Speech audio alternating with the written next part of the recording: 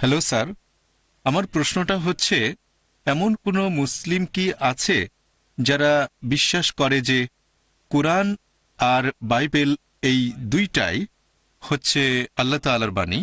আর এরকম বিশ্বাস করা কি আপনার মতে সম্ভব যে আপনি বিশ্বাস করবেন কোরআন পাশাপাশি বাইবেল, যে দুইটাই আল্লাহর বাণী?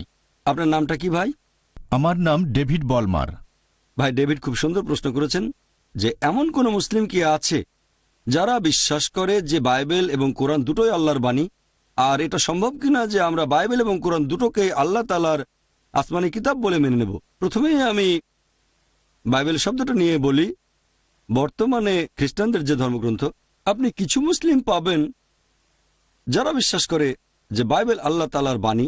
তবে কোরআনের কথা যদি বলেন, আর সেই সব মুসলিমদের কথা যদি বলেন যারা আসলেই জানে কোরআন ও ইসলামিক শরিয়া সম্পর্কে, পবিত্র কোরআন বলছে যে আমরা বিশ্বাস করব ইনজিলে, যে ওহী নাজিল হয়েছিল যীশু খ্রিস্ট বা ঈসা আলাইহিস সালামের উপর। যে মুসলিম ইসলামিক শরিয়া সম্পর্কে জ্ঞান রাখে সে নিশ্চিতভাবে জানে যে ইনজিল হচ্ছে সেই কিতাব যেটা ঈসা আলাইহিস সালামের উপর নাজিল হয়েছিল। আমরা অবশ্যই সেই আসমানি কিতাবে বিশ্বাস করব। আর ইসলাম হচ্ছে একমাত্র অখ্রিস্টান ধর্ম যেখানে ধর্মবিশ্বাসের একটা ভিত্তি হচ্ছে যীশুখ্রিস্টকে নবী বলে বিশ্বাস করা। সে মুসলিম আসলে মুসলিম নয় যে যীশুখ্রিস্টকে নবী ও রাসূল বলে মানে না। আমরা মানি যে তিনি আল্লাহ প্রেরিত একজন নবী ও রাসূল। বিশ্বাস করি যে তিনি হলেন মসীহ, অনুবাদ করলে খ্রিস্ট।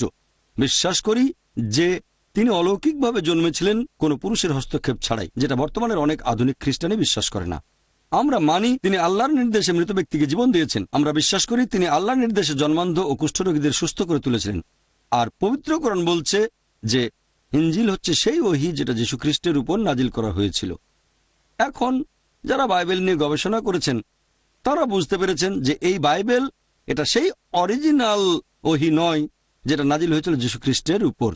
বাইবেলের উপর বিশেষজ্ঞ যে কোনো লোক, হোক সে খ্রিস্টান অথবা হোক হিন্দু বা সে মুসলিম, যখন আমরা বাইবেল পড়ি আমরা জানতে পারি যে যে বাইবেলটা আমরা আজকাল পড়ি, এই বাইবেল শব্দটা এসেছে গ্রিক শব্দ বিবলস থেকে, অর্থাৎ বই বা বইসমূহের বই।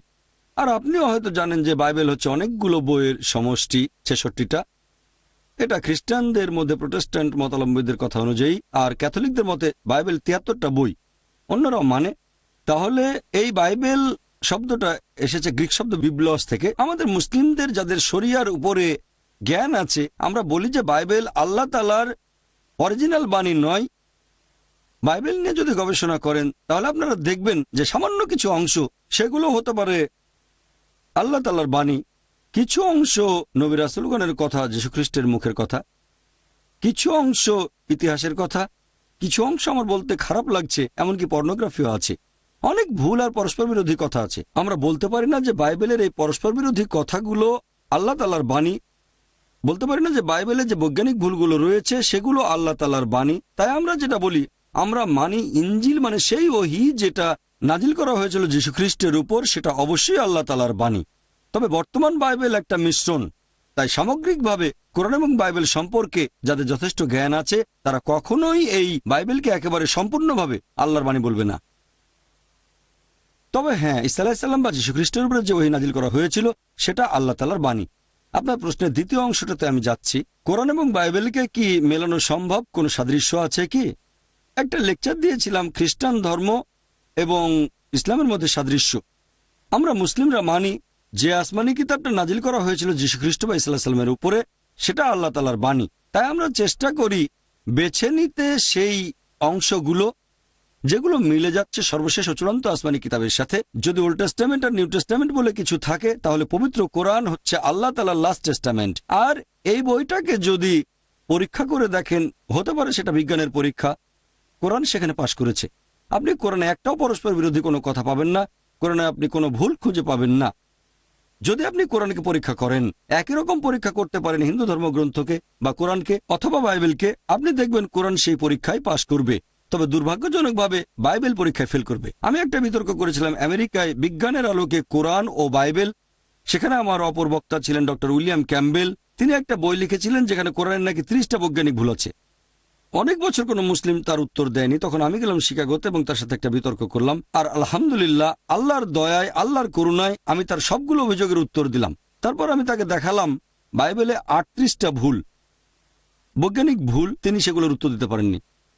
এবারে আপনার প্রশ্নটা যে এই দুটোকে কি মেলানো সম্ভব? হ্যাঁ, সম্ভব। আমি কি করেছি? আমি বাইবেল থেকে শুধুমাত্র সেই অংশগুলো নিয়েছি যেগুলো কোরআনের সাথে মিলে যায়, আর আমরা মুসলিমরা কোনো আপত্তি ছাড়াই মেনে নেব যে এই অংশের এই কথাগুলো আল্লাহ তাআলার বাণী। কারণ পবিত্র কোরআন, এটা আরবিতে, এই কোরআনকে বলা হয় ফুরকান, মানে সেই মানদণ্ড যেটা দিয়ে বিচার করা হয় সঠিক আর বেঠিক। এরকম মানদণ্ড থাকলে আমরা সহজে ঠিক বেঠিক বের করতে পারবো। যখন ব্যবহার করছি এই মানদণ্ড, যেগুলো মিলে যাচ্ছে কোরআনের সাথে, সেগুলোকে আমরা মুসলিমরা সামগ্রিকভাবে কোনো রকম আপত্তি ছাড়াই মেনে নেব যে বাইবেলের এই কথাগুলো আল্লাহ তাআলার বাণী। এখন বাইবেল আর কোরআন, এদের মধ্যে অনেক সাদৃশ্য আছে। এখানে সময় কম, তাই সবগুলো আমি বলতে পারবো না। তবে যে কথাগুলো আগেও বলেছিলাম, আমরা মুসলিমরা মানি যীশু খ্রিস্ট বা ইসা আলাইহিস সালাম আল্লাহ প্রেরিত একজন নবী ও রাসূল।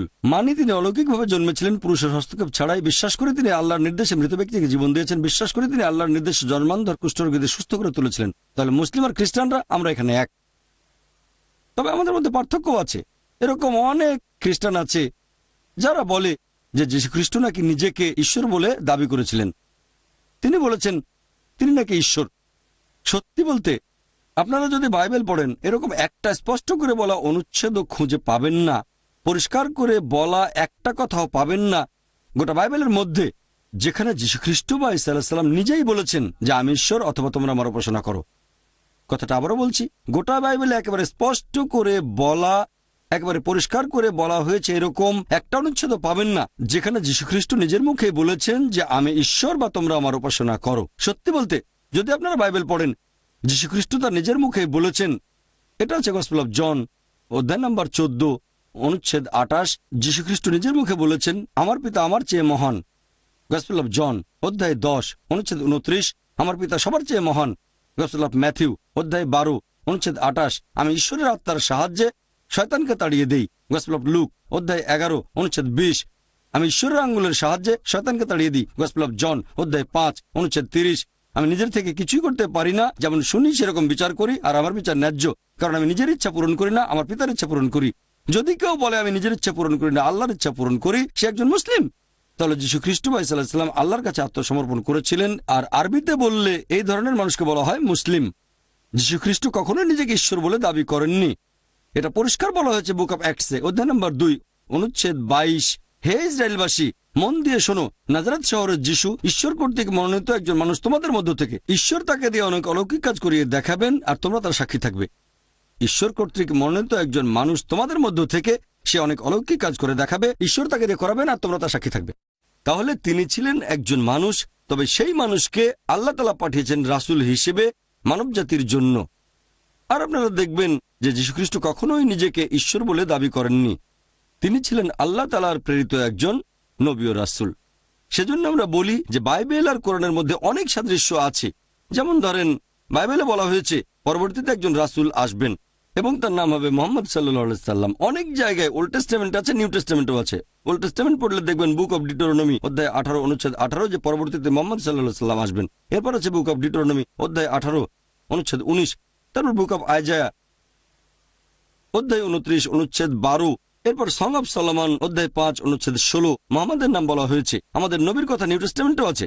এটা আছে গসপেল অফ জন, অধ্যায় 14, অনুচ্ছেদ 16। তারপর গসপেল অফ জন, অধ্যায় 15, অনুচ্ছেদ 26। গসপেল অফ জন, অধ্যায় 16, অনুচ্ছেদ 7। গসপেল অফ জন, অধ্যায় 16, অনুচ্ছেদ 12 থেকে 14, যে সর্বশেষ ও চূড়ান্ত নবী আসবেন, মুহাম্মদ সাল্লাল্লাহু আলাইহি সাল্লাম। এ কথা বাইবেলেও আছে। এরকম সাদৃশ্য আছে। বাইবেল পড়লে দেখবেন নামাজের গুরুত্বপূর্ণ একটা অংশ, আমরা মুসলিমরা যখন নামাজ পড়ি তখন সিজদা করি। এই সিজদার কথা বাইবেলে অনেক জায়গায় আছে, যেমন বুক অব জেনেসিস, তারপর বুক অব জোশুয়া, তারপর গসপেল অফ ম্যাথিউ। এখানে বলা হয়েছে আল্লাহর নবী রাসূলগণ সিজদা দিয়েছেন আল্লাহর উদ্দেশ্যে যখন তারা নামাজ পড়েছেন। তাহলে দেখবেন যে আমরা মুসলিমরা যেভাবে নামাজ আদায় করি তার প্রধান অংশটার কথা বলা হয়েছে বাইবেলেও। ইসলামের অন্যান্য বিষয় নিয়েও যদি বলি, অজুর কথাও বলা হয়েছে বাইবেলে। আমরা নামাজ পড়ার আগে অজু করি, অজুর কথা আছে বাইবেলে। ইসলাম ধর্মে যাকাতের বিধান আছে, এ কথা বাইবেলেও আছে। বাইবেলে কথাটা এভাবে বলা হয়েছে যে মুক্ত হস্তে দান করো, তাহলে তোমার পাপগুলো মুছে যাবে। এমনকি বাইবেলেও বলা হয়েছে, বুক অব শামস অধ্যায় নম্বর 84 অনুচ্ছেদ 4 থেকে 6 বলা হয়েছে আশীর্বাদ প্রাপ্ত হচ্ছে সেই লোকগুলো যারা ভ্রমণ করে যায় বাক্য উপত্যকায়, অর্থাৎ মক্কা। এছাড়াও আপনি দেখবেন যে ইসলাম ধর্মে অনেক কিছু নিষিদ্ধ করা হয়েছে পবিত্র কোরআনে, আর বাইবেলেও সেগুলোকে নিষিদ্ধ করা হয়েছে। পবিত্র কোরআন বলছে সব মিলিয়ে মোট 4টা জায়গায়, সূরা মাইদা অধ্যায় 5 আয়াত নম্বর 3, সূরা বাকারা অধ্যায় 2 আয়াত 173, সূরা আনাম অধ্যায় 6 আয়াত 145 এবং সূরা নাহাল অধ্যায় 16 আয়াত 115 বলা হয়েছে, হুররিমাত আলাইকুমুল মাইতাতু ওয়াদ-দামু ওয়া লাহমুল খিনজির। তোমাদের জন্য হারাম খাদ্য হচ্ছে মৃত পশু, রক্ত, তারপর শূকরের মাংস, আর যেসব পশু জবাই করার সময় আল্লাহ তাআলা ব্যতীত অন্য কারো নাম নেওয়া হয়েছে। এখন সবগুলো জিনিসই এগুলো বাইবেলে নিষেধ করা হয়েছে। বাইবেল পড়লে দেখবেন book of Genesis, book of Leviticus, book of Deuteronomy রক্ত নিষেধ করা হয়েছে। বাইবেলে উল্লেখ করা হয়েছে যে শূকরের মাংস নিষিদ্ধ, বুক অব ডিউটেরোনমি অধ্যায় 14 অনুচ্ছেদ 8। তারপর বুক অব আইজায়া অধ্যায় 65 অনুচ্ছেদ 2 থেকে 5। মৃত পশুর মাংসকেও বাইবেলে নিষিদ্ধ করা হয়েছে, বুক অব অ্যাক্টস অধ্যায় নম্বর 15 অনুচ্ছেদ 29। যে খাবারে আল্লাহ তাআলা ব্যতীত অন্য কোনো নাম নেওয়া হয়েছে সেটাকেও বাইবেলে নিষিদ্ধ করা হয়েছে, বুক অব অ্যাক্টস অধ্যায় 15 অনুচ্ছেদ 29। কোরআনে যে জিনিসগুলো নিষিদ্ধ তার অনেক কিছুকে বাইবেলে নিষিদ্ধ করা হয়েছে। এরকম সাদৃশ্যগুলো নিয়ে যদি কথা বলেন আপনারা, তারপর শালীনতা, একজন মুসলিম মহিলার যেভাবে পোশাক পরা উচিত, মাথা ঢেকে রাখতে হবে, পুরো শরীর ঢাকা থাকবে, শুধু মুখমণ্ডল আর হাতের কবজি বাদে ঢিলেঢালা পোশাক পরবে, তারপরে সে বিপরীত লিঙ্গের পোশাক পরবে না। এগুলো হচ্ছে শরিয়ার নিয়ম, আছে পবিত্র কোরআন এবং হাদিসে। একইভাবে বাইবেলে দেখবেন বুক অব ডিউটেরোনমি অধ্যায় 22 অনুচ্ছেদ 5 বলা হয়েছে যে একজন পুরুষ এমন কোনো পোশাক পরবে না যেটা মহিলারা পরে থাকে, একজন মহিলাও পুরুষের মতো পোশাক পরবে না। যারা এই ধরনের কাজ করে তারা সবাই ঘৃণ্য। তার মানে বিপরীত লিঙ্গের পোশাক পরা বাইবেল অনুযায়ী নিষিদ্ধ। এরপর দেখবেন ফার্স্ট তিমোথী অধ্যায় 2 অনুচ্ছেদ 9 বলা হয়েছে যে মহিলারা পোশাক পরবে শালীনতার সাথে এবং নম্রতার সাথে, ভদ্রতার সাথে। তারা খুব দামি স্বর্ণালঙ্কার বা মণিমুক্তা পরবে না। এরপর আরো আছে ফার্স্ট করিন্থিয়ান্স অধ্যায় নম্বর 11 অনুচ্ছেদ 5 থেকে 7। যে মহিলা ঈশ্বরের কাছে প্রার্থনা করে আর মাথা ঢেকে রাখে না, সে তার মাথাকে অসম্মান করে। তার মাথার চুল কামিয়ে দাও, মাথার সব চুল কাটা হবে। কোরআন বা হাদিসে এমন কোনো কথা নেই যেটা এত কঠিন শালীনতার ব্যাপারে। পবিত্র কোরআনের কোনো আয়াত বা কোনো হাদিস বলছে না যে কোনো মহিলা মাথা না ঢাকলে তার চুল কামিয়ে দাও, তবে এই কথা বাইবেলে আছে। শালীনতার ব্যাপারে আরেকটা কথা, যদি আপনারা মামেরই কোনো ফটোগ্রাফ দেখেন, আল্লাহ তার উপর সন্তুষ্ট হন। তিনি যেভাবে পোশাক পরেছেন মুসলিম মহিলারা ঠিক সেভাবেই পোশাক পরে, পুরো শরীর ঢাকা থাকবে, শুধু মুখমণ্ডল আর হাতের কবজি বাদে। যদি নানদেরকে দেখেন এভাবে আপনারা দেখবেন যে এরকম অনেক সাদৃশ্য আছে খ্রিস্টানদের বাইবেল আর আমাদের কোরআনের মধ্যে। আমার একটা লেকচার খ্রিস্টান ধর্ম এবং ইসলামের মধ্যে সাদৃশ্য, সেখানে আমি বলেছি খ্রিস্টান বলতে যদি তাদের বোঝায় যারা যীশুখ্রিস্টের নির্দেশগুলো মেনে চলে, তাহলে মুসলিমরা আমরা খ্রিস্টানদের চেয়ে আরো বেশি খ্রিস্টান, কারণ এই কথাগুলো বাইবেলে আছে। বাইবেল বলছে মদ পান করো না, বুক অফ এফিসিয়েন্স অধ্যায় 5 অনুচ্ছেদ 18, বুক অফ প্রভার্বস অধ্যায় 20 অনুচ্ছেদ 1, যে মদ পান করো না। আমরা মুসলিমরা করি না, বেশিরভাগ খ্রিস্টান মদ পান করে। যীশু খ্রিস্টের খাতনা দেওয়া হয়েছিল 8 দিন বয়সে, গসপেলের কথা অনুযায়ী। আমরা মুসলিমরা খাতনা করি, বেশিরভাগ খ্রিস্টানরা করে না। খ্রিস্টান বলতে যদি তাদের বোঝানো হয় যারা যীশু খ্রিস্টের নিয়মগুলো মেনে চলে, তাহলে আমি বলবো যে মুসলিমরা আমরা খ্রিস্টানদের চেয়ে আরো বেশি খ্রিস্টান। এখন আপনার প্রশ্নের উত্তর হচ্ছে যে পুরো বাইবেল আল্লাহ সুবহানাহু ওয়া তাআলার বাণী নয়। দ্বিতীয় প্রশ্ন, হ্যাঁ কিছু সাদৃশ্য আছে, আর আমরা মনে করি যে বাইবেলের অংশ বিশেষ হচ্ছে আল্লাহর বাণী। আমাদের খুঁজে বের করতে হবে সেই অংশগুলো কোথায়, যাচাই করব পবিত্র কোরআন দিয়ে। তারপর ইনশাআল্লাহ মুসলিম আর খ্রিস্টান আমরা এক হতে পারবো। আশা করি উত্তরটা পেয়েছেন। আপনি যদি আরো প্রশ্ন করতে চান করতে পারেন। ধন্যবাদ। অনেক উত্তর শুনে ভালো লেগেছে। আমি কোরআনের উপর বিশেষজ্ঞ নই, আপনি বিশেষজ্ঞ। তবে কোরআনের ইংরেজি অনুবাদ পড়েছি। আমি যা পড়েছি সেখান থেকেই আপনাকে একটা প্রশ্ন করছি। আমি কোরআনের ইংরেজি অনুবাদ পড়েছি, যেখানে বলা হয়েছে তাওরাত, জবুর, ইনজিল এইগুলো তো আল্লাহর আসমানি কিতাব, তাই না? কয়েক জায়গায় আছে যে কেউ আল্লাহ তাআলার কথাকে বদলাতে পারবে না। আরেক জায়গায় বলা হয়েছে যে নবী মুহাম্মদ সাল্লাল্লাহু আলাইহি সাল্লাম তাকে বলা হয়েছে তোমার যদি দ্বিধা থাকে, তোমাকে আমি যে জিনিসগুলো দেখাচ্ছি তাহলে যাও জিজ্ঞাসা করো তাদের কাছে যারা কিতাবগুলো পড়েছে তোমার পূর্বে। আমার মনে হয়েছে এরা ইহুদি আর খ্রিস্টানরা। তাই কুরআনের এই আয়াতগুলো দেখে আমার মনে হয়েছে যদি তারা জবর আর ইনজিল আল্লাহর বাণী হয়ে থাকে আর কেউ সেগুলো বদলাতে পারবে না। আর মুহাম্মদ সাল্লাল্লাহু আলাইহি সাল্লাম জিজ্ঞাসা করবেন ইহুদি আর খ্রিস্টানদের যদি কোনো সন্দেহ থাকে তার কাছে যেটা নাজিল করা হয়েছে, তাহলে এটা কি কখনোই সম্ভব যে পবিত্র বাইবেলের কিছুই আসলে বদলায়নি? কারণ মানুষ তো আল্লাহর বাণীকে কখনোই বদলাতে পারবে না। আর যদি ধরে নেন বাইবেলে কিছুই বদলায়নি, তারপর আপনি এমনভাবে বাইবেলের বিভিন্ন জিনিসের ব্যাখ্যা করলেন যেটা কোরআনের সাথে মিলে যায়, এরকম কি সম্ভব? এটাই ছিল আমার মূল প্রশ্ন। খুব সুন্দর আর প্রশ্ন। পবিত্র কোরআন বলছে যে আল্লাহর আপনার বাণীকে প্রশ্ন আমি বুঝতে বদলানো পেরেছি। যাবে না। বুঝতে পেরেছি আমি। তাহলে এটা কিভাবে সম্ভব যে বাইবেলের কথাগুলো বদলে গেছে? খুব সুন্দর প্রশ্ন ভাই ডেভিড, খুব সুন্দর প্রশ্ন করেছেন। 1 নম্বর পয়েন্ট, আমি কোরআনের উপর বিশেষজ্ঞ নই, সামান্য একজন ছাত্র। কোরআন এবং বাইবেলের উপর বিশেষজ্ঞ নই আমি। আপনি এখানে কোরআনের 3টা আয়াতের কথা বলেছেন, আর আমার তো মনে হচ্ছে আপনি এখানে বিশেষজ্ঞ। কোরআনের 3টা না, আয়াত বলেছেন। আমি আসলে কোনো বিশেষজ্ঞ নই। ভাই আপনি পবিত্র কোরআনের 3টা জায়গার কথা বলেছেন, আমি সেগুলো বলছি। একটা হচ্ছে কোরআন বলছে যে তওরাত, তারপর জাবুর, ইনজিল আল্লাহর বাণী, 1 নম্বর পয়েন্ট। 2 নম্বর পয়েন্ট, আপনি বললেন যে আল্লাহ তাআলার বাণীকে বদলানো যাবে না।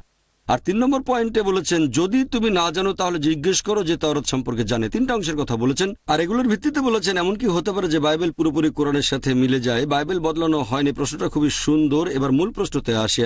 প্রথমে আমি 3টা অংশে জবাব দেবো, তারপর মূল প্রশ্নে যাব। 1 নম্বর পয়েন্ট, পবিত্র কোরআনে এই কথা বলা হয়েছে অনেকগুলো জায়গায় যে তাওরাত, জাবুর, ইনজিল আর কোরআন হচ্ছে আল্লাহর বাণী। আপনার প্রথম অংশ পুরোপুরি সঠিক। 1 নম্বর পয়েন্ট, এগুলো হচ্ছে আল্লাহ তাআলার আসমানি কিতাব। তাওরাত নাজিল হয়েছিল নবী মুসা আলাইহিস সালামের উপর, জাবুর নবী দাউদের উপর, ইনজিল যীশুখ্রিস্ট বা ঈসা আলাইহিস সালামের উপর, এবং কোরআন শেষ আসমানি কিতাব নাজিল হয়েছিল সর্বশেষ ও চূড়ান্ত নবী মুহাম্মদ সাল্লাল্লাহু আলাইহি সাল্লামের উপর। 1 নম্বর পয়েন্ট। 2 নম্বর পয়েন্ট, আপনি বলেছেন যে আল্লাহর বাণীকে বদলানো যাবে না। এটা বলা হয়েছে সর্বশেষ ও চূড়ান্ত ওহীর ব্যাপারে। যদি আপনি কোরআন পড়েন আর কোরআন সম্পর্কে সামগ্রিকভাবে না জানেন, তারপর একটা অংশ পড়লেন, আপনি ভুল বুঝতে পারেন। এই আয়াত যে আল্লাহর বাণীকে বদলানো যাবে না, এটা বলা হয়েছে সর্বশেষ ও চূড়ান্ত কিতাব এই পবিত্র কোরআনের ব্যাপারে। অনেক জায়গায় আছে, অনেক জায়গায় এরকম অনেক আয়াত। তবে আমি এটা কেন বললাম, কারণ কোরআন পরিষ্কারভাবে বলছে, সূরা বাকারা অধ্যায় নম্বর 2 আয়াত নম্বর 106, কোরআন বলছে যা কিছু অবতীর্ণ হয়েছে আমি সেগুলোকে কোনোভাবে বিস্তৃত হতে দেব না, বরং প্রতিস্থাপন করব তার সমমানের বা উত্তম কিছু দিয়ে। তাহলে আল্লাহ বলছেন আগে যেসব আসমানি কিতাব এসেছে, আগে যেসব নিদর্শন দেখিয়েছেন, সেগুলোকে প্রতিস্থাপন করা হবে সমমানের বা উত্তম কিছু দিয়ে। আর সর্বশেষ আসমানি কিতাব কোরআন, আল্লাহ বলেছেন সূরা মাইদা অধ্যায় 5 আয়াত নম্বর 3 যে এটাই চূড়ান্ত, এর পরে ইসলামে কোনো কিছু যোগ বা বিয়োগ করা যাবে না। তাহলে এই সর্বশেষ আসমানি কিতাবের পরে আল্লাহর এই বাণীর কোনো কিছু বদলানো যাবে না। পরিষ্কার হয়েছে, আল্লাহর বাণী বদলানো যাবে না, এটা বলা হয়েছে কোরআনের ব্যাপারে। এখন মনে করেন ক্লাস 10-এর ছাত্রদের আমি বললাম এটা হচ্ছে স্কুলের শেষ ক্লাস। আমি বলছি ক্লাস 10-এর কথা। কেউ যদি ভুল করে মনে করে যে ক্লাস 5 বা 6-এর কথা বলছি, তার সেটা ভুল ধারণা। স্কুলের শেষ ক্লাস হচ্ছে বোম্বেতে, ভারতে। বাইরের দেশে হয়তো 11 বা 12 এভাবে বদলে যেতে পারে। তাহলে আমি যদি বলি স্কুলের শেষ ক্লাস হচ্ছে ক্লাস 10, বললাম তোমরাই সর্বশেষ ক্লাস, কথা বলছি ক্লাস 10 ছাত্রদের সাথে। কেউ টেপ রেকর্ডারের কথা শুনে ভাবলো ক্লাস 6ই হচ্ছে সর্বশেষ ক্লাস, সেটা হবে তার ভুল ধারণা। আল্লাহর যে বাণীটাকে বদলানো যাবে না, কারণ অনেক আয়াতে আছে আল্লাহ প্রতিস্থাপন করবেন। কেন প্রতিস্থাপন করবেন? যুক্তি দিয়ে দেখেন। অনেকে আমাকে জিজ্ঞেস করে প্রথমে কেন তাওরাত নাজিল করা হলো না, তারপর জাবুর, তারপর ইনজিল, সর্বশেষ কোরআন একেবারে প্রথমে কেন কোরআন আসলো না? অনেকটা যেন ছেলে বাবাকে বলছে আমি ডাক্তার হতে চাই, তুমি আমাকে সরাসরি মেডিকেল কলেজে ভর্তি করে দাও। না বাবা, প্রথমে যেতে হবে প্রি প্রাইমারি স্কুলে, তারপর প্রাইমারি স্কুলে, এরপর সেকেন্ডারি স্কুলে, তারপর যাবে কলেজে, হায়ার সেকেন্ডারি, এরপরে মেডিকেল কলেজে পড়তে পারবে। বিভিন্ন স্টেজ। সরাসরি মেডিকেল কলেজে ভর্তি করলে কিছুই বুঝবে না। একইভাবে আল্লাহ তাআলা হলেন আমাদের সৃষ্টিকর্তা, তিনি জানেন কোনটা কখন নাজিল করতে হবে। তাই মানুষের বৈশিষ্ট্যের উপর নির্ভর করে সেটাই নাজিল করেছেন। যেটা সেই সময়ে সেই লোকদের জন্য প্রয়োজন ছিল। আল্লাহ সুবহানাহু ওয়া তাআলা খুব ভালো করে জানতেন যে 1400 বছর আগে ছিল সবচেয়ে শ্রেষ্ঠ সময়, সর্বশেষ ও চূড়ান্ত আসমানি কিতাব নাজিলের জন্য নাজিল করেছেন। তাহলে আগের অনেক নিয়ম ছিল আলাদা। মূল যে আইনটা তাওহীদ, আল্লাহর একত্ববাদ, নামাজ আদায় করা, মূল আইন একই রকম ছিল। তবে তার বেশ কিছু খুঁটিনাটি অন্যান্য বিষয় এগুলোর বদল হয়েছে। চূড়ান্ত বিষয়গুলো পবিত্রকরণে বলা হয়েছে, এটার পরে নতুন কিছু যোগ বা বিয়োগ করা যাবে না। আল্লাহ বলেছেন সূরা মাইদা অধ্যায় 5 আয়াত নম্বর 3, এই দিন আমি তোমাদের দিনকে পূর্ণ করলাম, তোমাদের জন্য মনোনীত করলাম ইসলামকে, তোমাদের প্রতি আমার অনুগ্রহ করলাম সম্পূর্ণ। কথা বদলানো যাবে এটা পবিত্রকরণের ব্যাপারে, আল্লাহর অন্যান্য আসমানি কিতাবগুলোর ব্যাপারে না। 2 নম্বর পয়েন্ট, পবিত্রকরণে বলা হয়েছে তিনি বদলে দেবেন, প্রতিস্থাপন করবেন। 3 নম্বর পয়েন্ট, আল্লাহ বলেছেন সূরা নিসা অধ্যায় 4 আয়াত নম্বর 82, أفلا يتدبرون القرآن ولو كان من عند غير الله لوجدوا فيه اختلافا كثيرا। তারা কি অনুধাবন করে না এটা যদি আল্লাহ ব্যতীত অন্য কারো কাছ থেকে আসতো তাহলে সেখানে অনেক অসঙ্গতি থাকতো। আল্লাহ এখানে চ্যালেঞ্জ করেছেন, যদি মনে করো এটা আল্লাহর কাছ থেকে আসেনি তাহলে মাত্র একটা অসঙ্গতি বের করে দেখাও। যদি বের করতে পারেন আল্লাহর বাণী নয়। এবার তৃতীয় অংশে আসছি। আপনি আপনার প্রশ্নে বলেছেন, আল্লাহ বলেছেন নবী মুহাম্মদকে তুমি যদি না জানো তাহলে ইহুদিদের ধর্মগ্রন্থগুলো দেখো। এটা ভুল ধারণা। এখন আমি বুঝতে পারছি যে আপনি কোরআনের কিছু অংশ পড়েছেন, কোনো বিশেষজ্ঞ নন। 3 নম্বর প্রশ্নের ভিত্তিতে এখানে আসলে আল্লাহ বলেছেন নবী মুহাম্মদকে তুমি এই কথা বলবে ইহুদি আর খ্রিস্টানদের যদি বিশ্বাস না করো তোমাদের ধর্মগ্রন্থ দেখো। আল্লাহ এটা নবী মুহাম্মদের উদ্দেশ্যে বলছেন না। আল্লাহ বলছেন নবী মুহাম্মদকে যে তুমি বলো ইহুদিদের, বলো খ্রিস্টানদের, এই আইনে যদি বিশ্বাস না করো তাহলে তোমাদের ধর্মগ্রন্থ দেখো। কেন? কারণ এটা হচ্ছে লাস্ট টেস্টামেন্ট। এখানকার কিছু অংশ ছিল ওল্ড টেস্টামেন্টে আর নিউ টেস্টামেন্টে। যেহেতু এটা আল্লাহর সর্বশেষ আসমানি কিতাব, এখানে তাওরাত এবং ইনজিলের কিছু অংশ আছে। তাহলে নবী মুহাম্মদ সাল্লাল্লাহু আলাইহি সাল্লামকে আল্লাহ বলেছেন তুমি ইহুদি আর খ্রিস্টানদের বলো যদি এই কথাগুলো না মানো, তোমরা যদি শূকরের মাংস খাওয়া থেকে বিরত না থাকো, তাহলে দেখো বাইবেলে বুক অব ডিউটেরোনমি অধ্যায় 14 অনুচ্ছেদ 8, বুক অব লেভিটিকাস অধ্যায় 11, বুক অব আইজায়া অধ্যায় 65 অনুচ্ছেদ 2 থেকে 5। আমি রেফারেন্স দিচ্ছি, এমন না যে এভাবে বলতে হবে। এভাবে বলে আমি আসলে আপনাদের সাহায্য করছি, কারণ গোটা বাইবেল খুঁজতে গেলে 1 ঘন্টাও লাগতে পারে, 2 ঘন্টাও লাগতে পারে, কিন্তু আমি রেফারেন্স দিলে 2 মিনিট লাগবে। যদি আপনি বাইবেলের সূচিপত্র ব্যবহার করতে জানেন, যদি আপনাকে বলি বুক অব ডিউটেরোনমি অধ্যায় 14 অনুচ্ছেদ 8, যদি না জানেন যে ডিউটেরোনমি 5ম বই, শেষের ইন্ডেক্সে খুঁজবেন ডি, সেখানে পাবেন পৃষ্ঠা নম্বর, সেখানে যান। ডিউটেরোনমি পেয়ে গেলে অধ্যায় 14 পাবেন, প্রত্যেক পৃষ্ঠা নম্বর আছে, প্রত্যেক অধ্যায় নম্বর আছে, অনুচ্ছেদ 8-এ যাবেন। যদি এভাবে রেফারেন্স না বলি তাহলে আপনি সূত্র খুঁজবেন, একটু চেষ্টা করলে পেয়ে যাবেন। শুকরের মাংস পোর্ক পি দিয়ে খোঁজেন, পেতে পারেন নাও পেতে পারেন, এটা পরিস্থিতির উপর নির্ভর করবে। তাহলে একইভাবে নবী মুহাম্মদ, আমি এটা থেকেই শিখছি, আমি আল্লাহর কাছ থেকে পথ নির্দেশনা নিচ্ছি, যেভাবে আল্লাহর নবী মুহাম্মদ ইহুদি আর খ্রিস্টানদের বুঝিয়েছেন, আমিও একই উপায় আপনাকে বোঝাতে চাচ্ছি। আমি হতে চাই নবীর একজন ছাত্র, তার পথ নির্দেশনা নিচ্ছি। তাহলে একইভাবে নবীও বলেছেন, যেমন ধরেন একইভাবে যীশু খ্রিস্ট বা ঈসা আলাইহিস সালামও এটা বলেছেন। একই কথা, তোমরা যারা কোনো পাপ করনি তারা এই মহিলাকে প্রথম পাথরটা মারো, বলা হয়েছে কিনা? সে সময় যীশু খ্রিস্ট এই কথাটা বলেছিলেন ইহুদিদের উদ্দেশ্যে। মুহাম্মদ একই কথা বলেছেন যে তোমরা নিজেদের ধর্মগ্রন্থ খুলে দেখো সেখানে আইনটা কি। নবী মুহাম্মদ যেসব কথা বলেছেন ইহুদি আর খ্রিস্টানরা তার অনেক কিছুই মানেনি। নবী বললেন এই কথাগুলো আছে তোমাদের ধর্মগ্রন্থে, তার মানে তিনি আল্লাহ প্রেরিত দূত। এমন না যে তিনি পড়েছেন তাওরাত, এমন না যে পড়েছেন ইনজিল। নবী তো হিব্রু জানতেন না। আর সে সময় বাইবেলের কোনো আরবি ভার্সনও ছিল না, আরবি ভার্সন এসেছে পরবর্তীতে, ঠিক? তাহলে নবী সেই কিতাবগুলো পড়েননি, তিনি ছিলেন নিরক্ষর, ঠিক? যেহেতু তাকে আল্লাহ সুবহানাহু ওয়া তাআলা বলেছিলেন রাসূল বলে, তিনি সরাসরি ওহী পেতেন। তাকে আল্লাহ বলতে বলেছেন, নবী বলেছেন দেখো, তারা তখন সব দেখে বুঝতে পারল।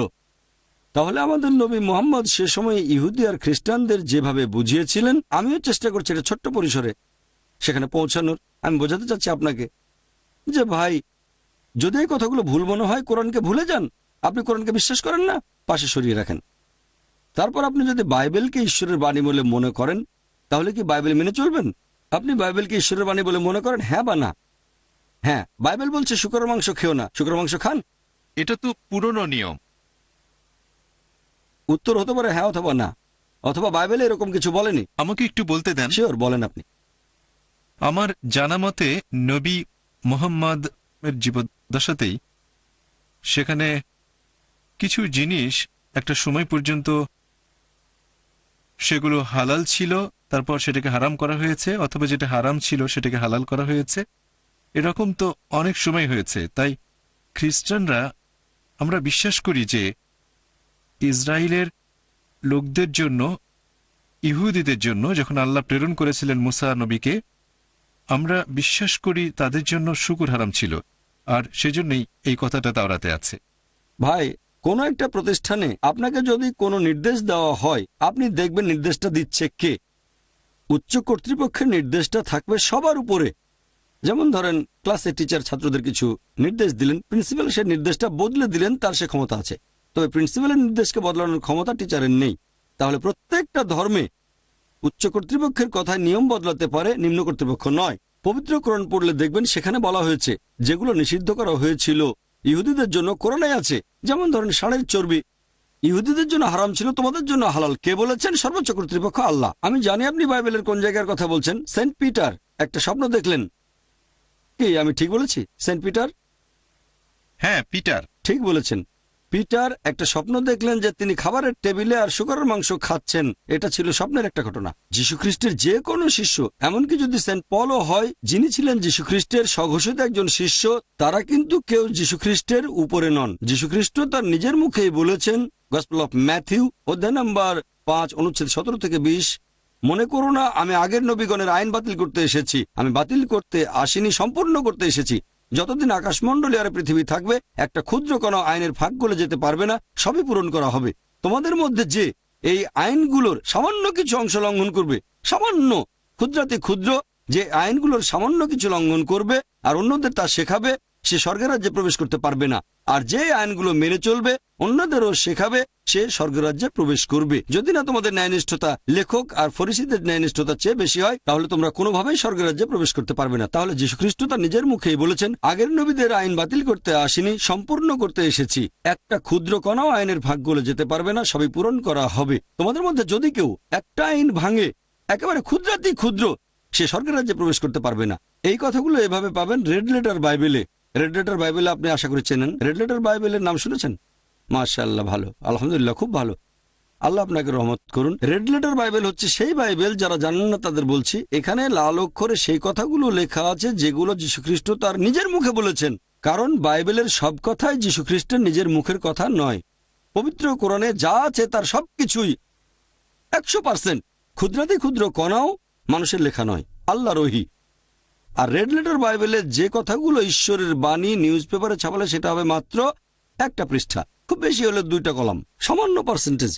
এগুলো আছে নিউ টেস্টামেন্টে, ওল্ড টেস্টামেন্টে কিছু নেই। আর নিউ টেস্টামেন্টেও প্রধানত গসপেলগুলোতে আছে। এবারে সামান্য কিছু আছে অ্যাক্টসে, সামান্য। আপনারাও বুঝতে পারবেন এটা গোটা বাইবেলের খুব সামান্য একটা পার্সেন্টেজ।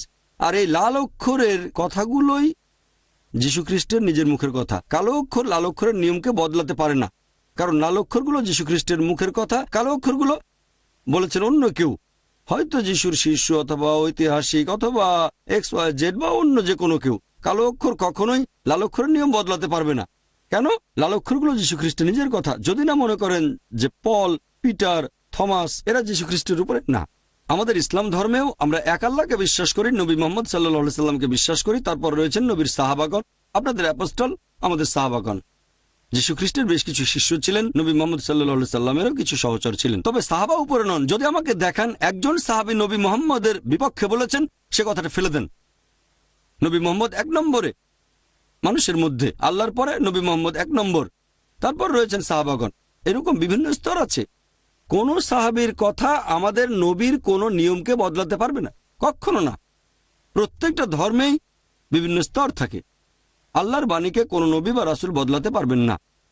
কোন সাহাবীর কথা নবীর বলা কোনো নিয়মকে বদলাতে পারবে না। আপনি যেটার কথা বলছেন সেটা নিচের স্তরে ঠিক না বেঠিক পরে আলোচনা করা যাবে। আপনার কথা ঠিক না বেঠিক সেটা আলাদা ব্যাপার।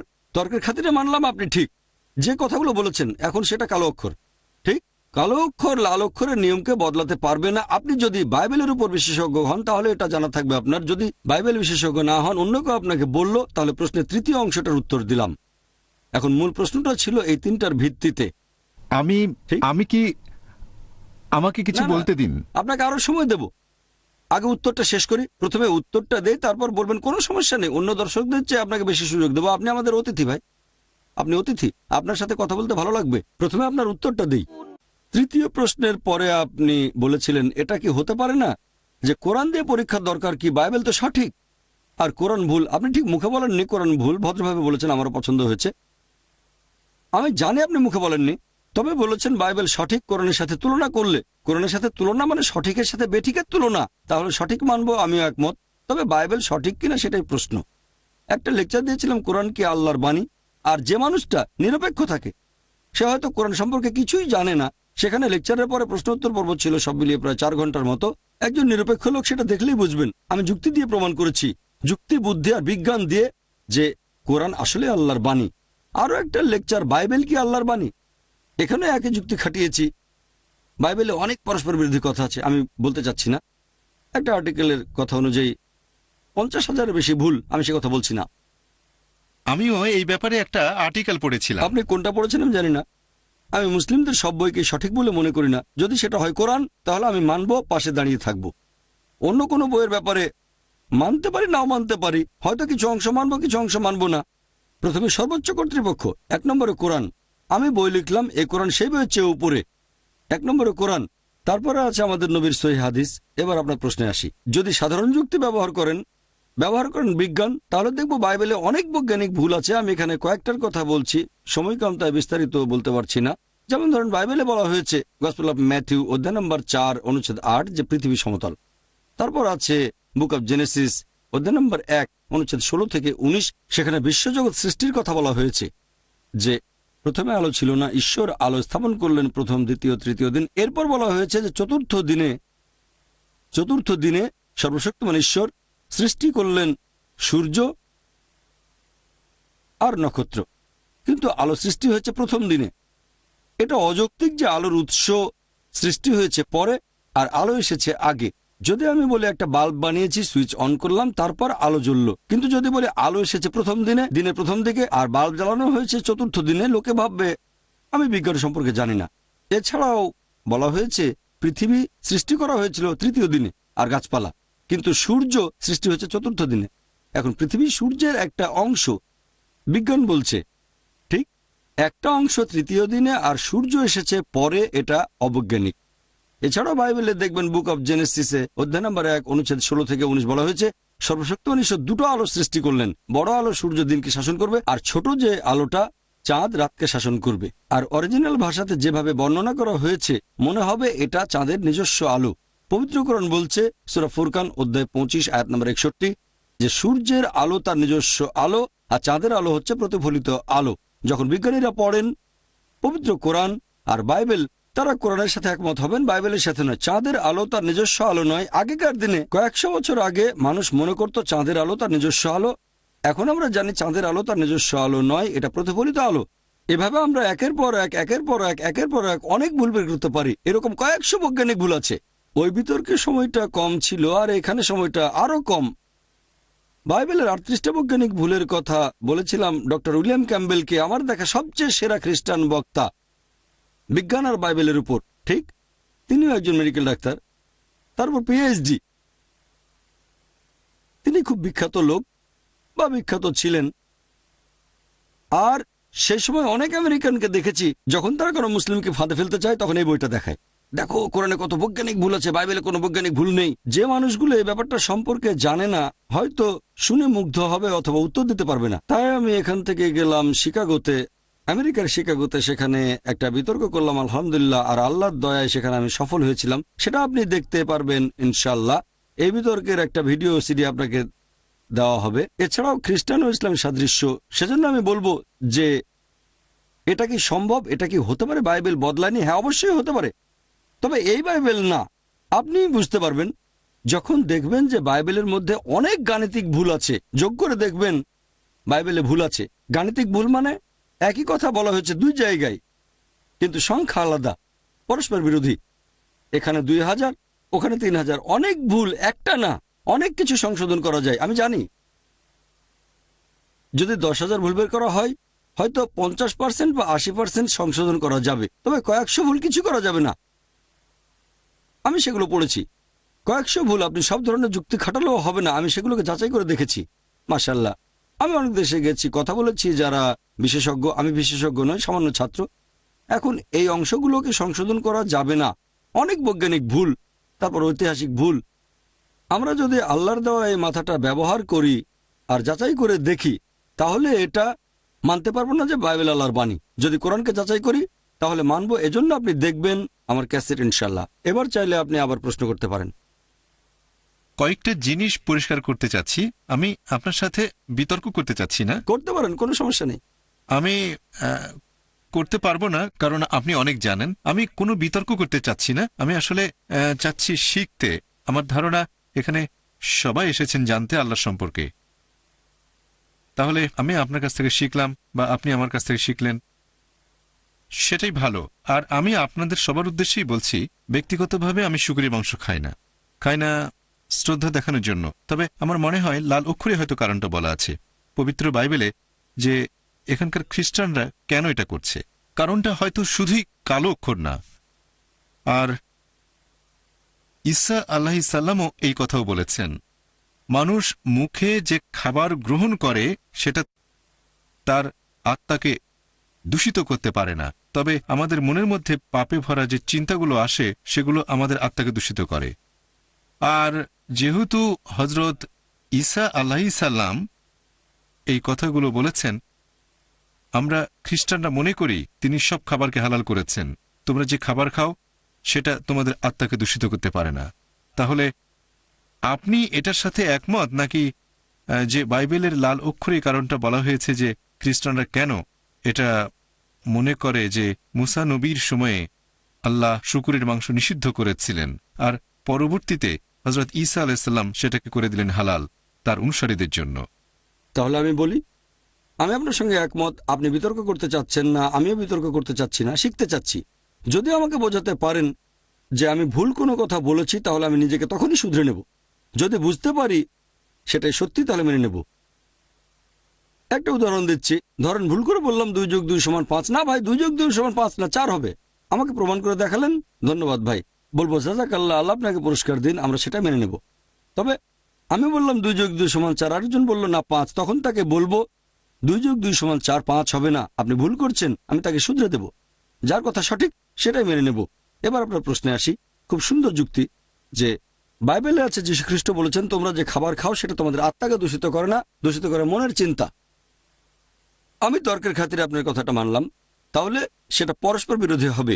আগে যেটা বলেছিলাম, গসপেল অফ ম্যাথিউ অধ্যায় নম্বর 5 অনুচ্ছেদ 17 থেকে 20, ভেবো না আমি নবীগণের আইন বাতিল করতে এসেছি, এটা তাহলে ভুল। তার মানে যীশু খ্রিস্ট মিথ্যে কথা বলছেন। নাউজুবিল্লাহ, আল্লাহ ক্ষমা করুন, আমরা এই কথা মানি না। তিনি মিথ্যে বলতে পারেন না।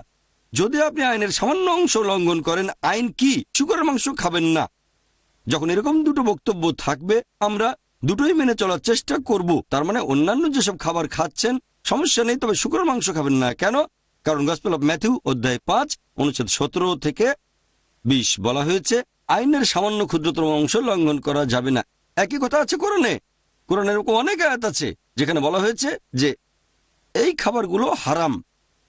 তার মানে এই না যে শুধু এই 4টাই হারাম, আরেকটা হারাম করা হয়েছে হয়তো অন্য জায়গায়। এরকম একটা বলেছিলাম মৃত জন্তু, রক্ত এবং শুকরের মাংস। আরেক জায়গায় বলা হয়েছে মদপান করা হারাম। এখন আপনি কোরআনের মাত্র একটা আয়াত নিয়ে বলতে পারবেন না যে এটা সম্পূর্ণ ইসলাম। ঠিক, যেটাকে হারাম বলা হয়েছে সেটা হারাম, তারপর বলা হয়েছে অন্য সব খাবার হালাল। আর এখানে আমরা দেখতে পাচ্ছি যে খ্রিস্টানদের বাইবেলে লাল অক্ষর বলছে, আমি নবীগণের আইন সম্পূর্ণ করতে এসেছি, একটা বাতিল করতে আসিনি। যদি তোমাদের মধ্যে কেউ সেই আইনের সামান্য অংশ লঙ্ঘন করো, তাহলে সে স্বর্গের রাজ্যে যেতে পারবে না। যিশুর অন্যান্য কথাগুলো এই কথাগুলোর বিরুদ্ধে যেতে পারে না। তা না হলে যীশু খ্রিস্ট বা ঈসা আলাইহিস সালাম মিথ্যে কথা বলেছেন, নাউজুবিল্লাহ, আমরা সে কথা মানি না। তাহলে আমরা যীশু খ্রিস্টকে নিচে নামিয়ে দিয়ে পল বা পিটারকে উপরে তুলব না, না, করা যাবে না, এটাই আইন। তাই এক্ষেত্রে আমরা বলবো যে যেহেতু পল বা পিটার কিছু বলেছিলেন বা থমাস কিছু বলেছিলেন, আমরা কি যীশু খ্রিস্টের কথার বিরুদ্ধে যাব? আমি বলবো না। আমরা বলবো পল, পিটার, থমাস যা বলুক সেটা ভুল। আমরা যদি চাই তাহলে এভাবে সংশোধন করে নিতে পারি। যদি এই কথাটা সেখানে না থাকতো, গসপেল অফ ম্যাথিউ অধ্যায় 5 অনুচ্ছেদ 17 থেকে 20, যদি এটা না থাকতো যে সামান্য আইনও ভেঙো না, হয়তো একেবারে শিওর না, হয়তো তখনও বিরুদ্ধে যুক্তি দেখাতে পারতাম। এখানে সময় কম, তাই প্রথমেই দিলাম টেক্কা। হয়তো এটা না থাকলে বলতাম খুব ভালো, আপনার কথা মেনে নিলাম আমি।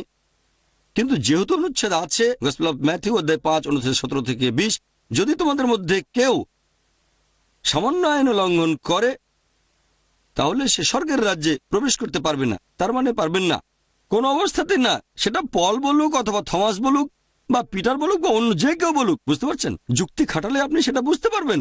আপনি যেটা করছেন পলকে উপরে উঠাচ্ছেন। আপনি মানে আমি বলছি কিছু খ্রিস্টান, আপনারা মানে খ্রিস্টানরা যিশুর শিষ্যকে উপরে উঠাচ্ছেন, এভাবে বলছেন যে যিশু খ্রিস্ট, আল্লাহ মাফ করুন, মিথ্যে বলছেন। আমি এটা মানতে পারছি না।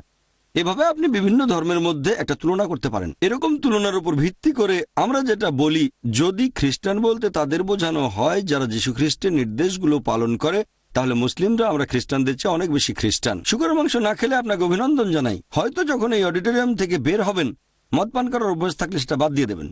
যদি আপনি যীশু খ্রিস্টের উপাসনা করে থাকেন, হয়তো যখন অডিটোরিয়াম থেকে বের হবেন তখন থেকে যীশু খ্রিস্টের উপাসনা করা বন্ধ করে দেবেন। আমি আল্লাহর কাছে দোয়া করছি আপনাকে আমাকে যেন তিনি পথ দেখান। শুনে খুব ভালো লেগেছে যে অডিটোরিয়ামে আসার আগে আপনি শুকরের মাংস খাননি। হয়তো আমার লেকচার শোনার পরে মদ পানের অভ্যেস থাকলে সেটাও বাদ দিয়ে দেবেন। যদি আপনি যীশু খ্রিস্টের উপাসনা করে থাকেন, হয়তো অডিটোরিয়াম থেকে বের হয়ে উপাসনা করবেন না, কারণ আপনাকে প্রমাণ দেখিয়েছি। অথবা যেতে পারেন আপনার স্টাডি রুমে অথবা কোনো লাইব্রেরিতে, রেফারেন্সগুলো চেক করবেন। তারপর দেখবেন যে হ্যাঁ, ওই লোকটা যে কথাগুলো বলেছিল, ওই যে হালকা পাতলা লোকটা, মাথায় টুপি, চশমা, হালকা দাড়ি, হ্যাংলা পাতলা, সে রেফারেন্স দেয়। লোকটা যা বলেছিল তা ঠিক। আজকে থেকে যীশু খ্রিস্টের উপাসনা করব না, তারপরও তাকে শ্রদ্ধা করব, তাকে ভালোবাসবো, তাকে সম্মান করব। আমি পড়ে দেখবো বাইবেল, যেখানে আছে পরবর্তীতে একজন নবী আসবেন, তার নাম হবে নবী মোহাম্মদ সাল্লাল্লাহু আলাইহি সাল্লাম। আমি সেই বই পড়ে দেখব। এভাবে আমরা সবাই সত্যের কাছাকাছি আসবো। আল্লাহর কাছে দোয়া করছি আপনাকে আমাকে যেন তিনি পথ দেখান। আশা করি উত্তরটা পেয়েছেন। আপনাকে অনেক ধন্যবাদ। আপনাকেও ধন্যবাদ। হ্যাঁ, ওনাকে 2টো ভিসিডি দিয়ে দেন। এই সিডিগুলো দেখবেন ভাই, 2টো ভিসিডি। একটা হচ্ছে আমার লেকচার খ্রিস্টান ধর্ম ও ইসলামের মধ্যে সাদৃশ্য, সেখানে রেফারেন্সগুলো পাবেন। সবাই তো মনে রাখতে পারে না। হ্যাঁ ভাই বলেন। কোনো ব্যাপারে প্রশ্ন থাকলে পরে জিজ্ঞাসা করব। অবশ্যই অবশ্যই জিজ্ঞেস করবেন। ওয়া আখিরি দাওয়ানা আলহামদুলিল্লাহি রাব্বিল আলামিন।